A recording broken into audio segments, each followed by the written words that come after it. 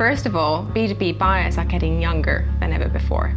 We're seeing that in the last 2 years, there's been a huge shift in the number of people that are in the 18 to 34-year-old age bracket.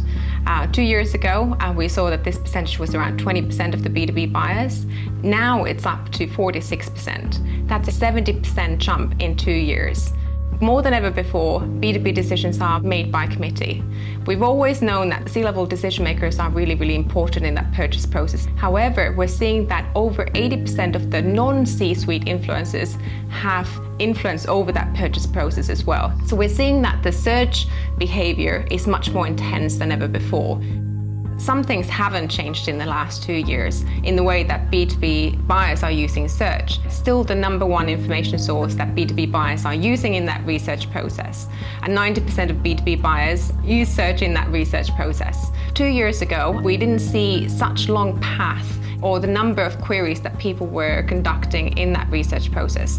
Now, when people are actively researching, on average, people do 12 searches. That's up 6-fold from what we saw 2 years ago. What we're finding is that 60% of the B2B buyers are considering only 1 or 2 brands, and that's up from 40% 2 years ago.